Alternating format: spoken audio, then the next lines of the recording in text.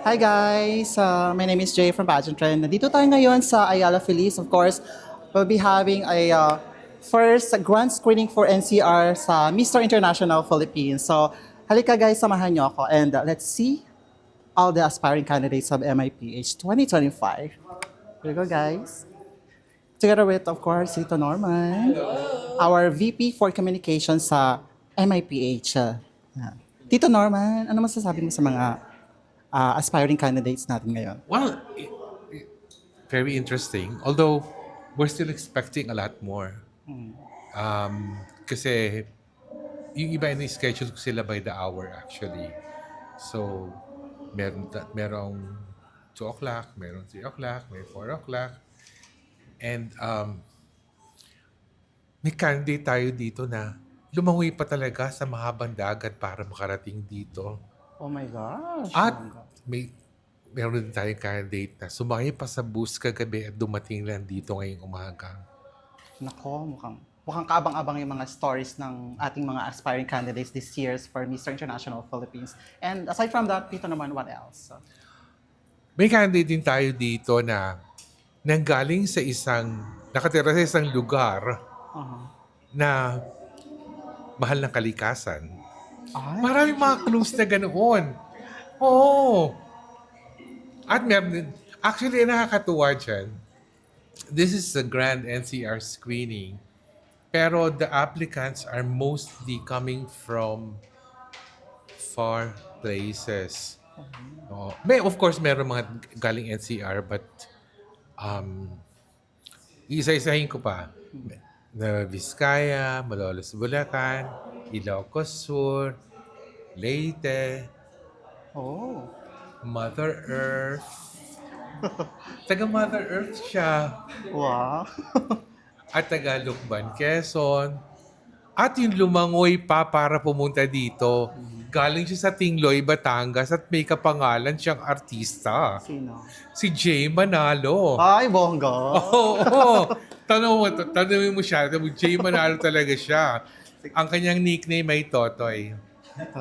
Ang cute naman, Totoy, no? Oo, taga Tingloy siya. Kaya Totoy Tingloy.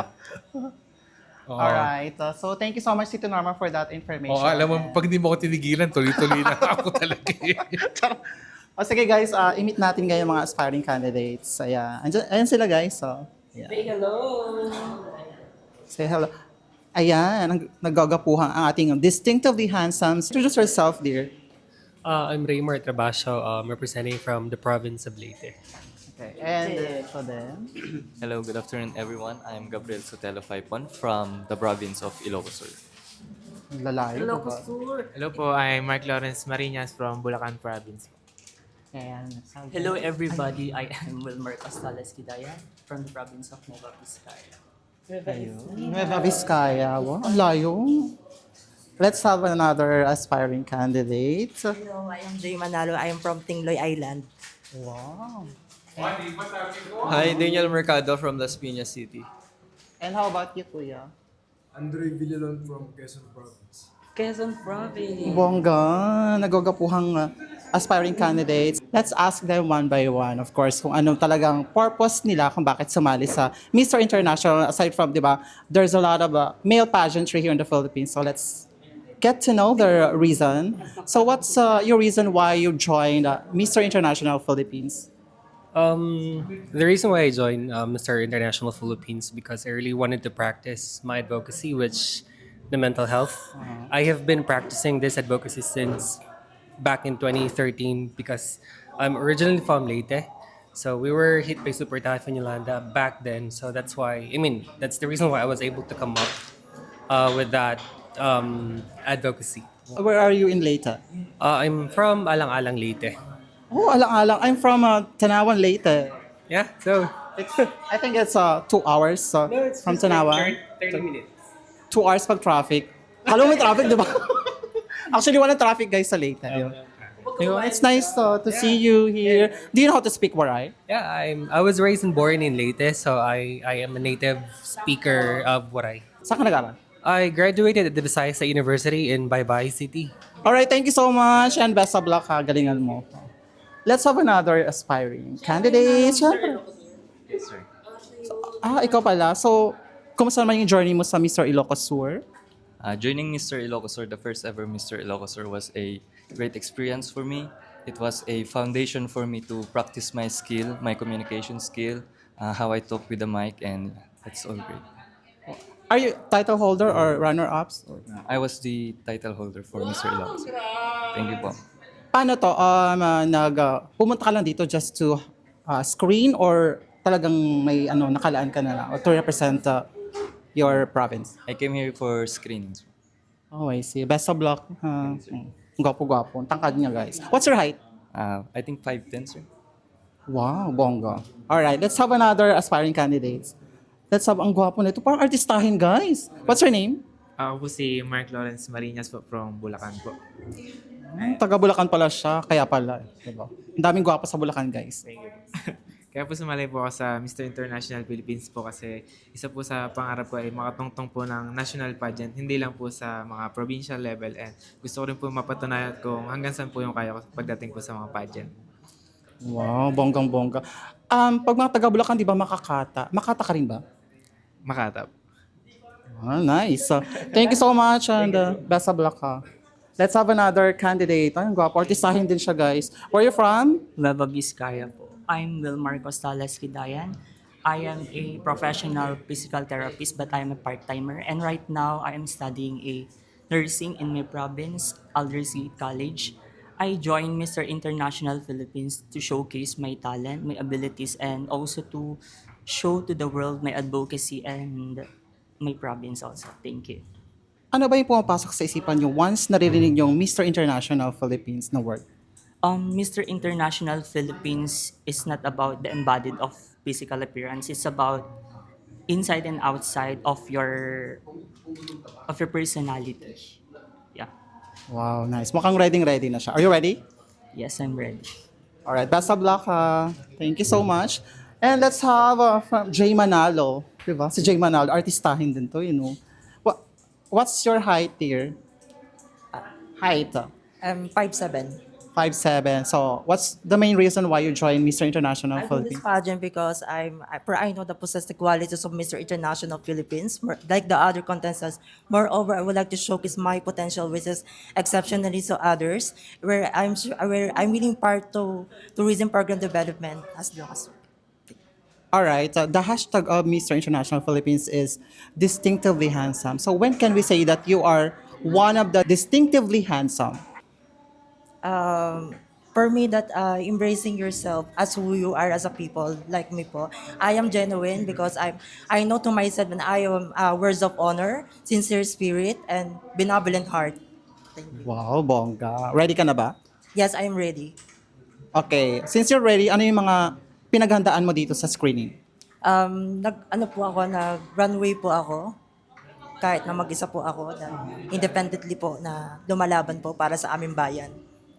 Wow. Thank you so much, dear, and best of luck. Let's have another. Ang gwapo din ito. Ang cute oh. Anong height mo, be? 5'8". Basketball player? Hindi. Pero ex-national team ng taekwondo. Wow, taekwondo. Paano ba yan yung taekwondo? Sample nga, tara. Yeah, black belt. Black belt. Black, ano? Color black. Blue ako eh. May red ba? Meron. Alright, how old are you? 22. Bata pa. Still studying or working na? Stop na. Pero ngayon, consistent ako sa pag-stream sa social media. Oh, so you have streamer, TikTokers din ba? TikTok and Instagram. What's your content, main content sa TikTok? Usually lifestyle lang then workout, fitness, ganun. Okay, bonggang-bongga. And syempre, yung reason why you joined Mr. International Philippines? Just for me to enjoy and to try new things then and to explore. Alright, thank you so much and best of luck later ha, galingan nyo. Oh. And dito tayo sa ito, malakas din ang appeal neto eh. Tagasan ka nga ulit? Taga Quezon Province po. Oo, pag matagal Quezon Province talaga malalakas yung appeal din. At saka, see, di ba? May face value, di ba? What's your name again? Andre Villalon po. Andre, how old are you? 22. 22. So, what's the main reason why you joined Mr. International Philippines? Para wala po kasi sa pamilya namin yung nagpa-pageant ng national. So gusto ko yung maging ako yung una. Tsaka hindi lang po yun dahil gusto ko rin may represent yung aming probinsya pagdating sa national stage. Aside from joining the national pageant, have you joined also sa mga local pageants sa inyo? Yes po, school pageant, municipality pageant, tsaka provincial pageant. So, what can we expect from you now na nandito ka ngayon sa screening ng Mr. International Philippines? Expect nyo po na gawin ko ang lahat para matanggap ako na bilang maging candidate ng Mr. International Philippines 2025. Aside from this, ano yung pinagkakaabalahan mo sa buhay? Are you studying, working? Nag-stop na po. Nagkatulad rin po niya na nag-TikTok din po, live stream. Tsaka nagbablog din po, vlogger. Bagong simula lang po. Wow. Saan to? Sa Facebook or YouTube? YouTube. Wow, nice. Ayan. Best of luck ha. Galingan nyo. So, there you go, guys. Okay. Sige, tanungin naman natin sila ngayon kung single or double. Charis. Okay. Are you single? Yes. Ayan, single siya. How about you? No, I'm not single, guys. Not single daw. No. No more. Single. Ay, single. Tandaan niyo yung mga single ha. Charis. Single or double? Single. Single or double? Single pero may pinopursue. Oh my God. Ang swerte naman ng pinopursue niya. How about you? Single or double? Single. Single. Capital S. Single daw. Charot. Ayan. Maraming salamat guys for watching and please don't forget to follow Pageant Trend and as well as subscribe us on our YouTube channel for more updates about male pageantry and female pageant. Maraming salamat guys. I'm still single and searching for the right one and left one. Charis. Bye guys.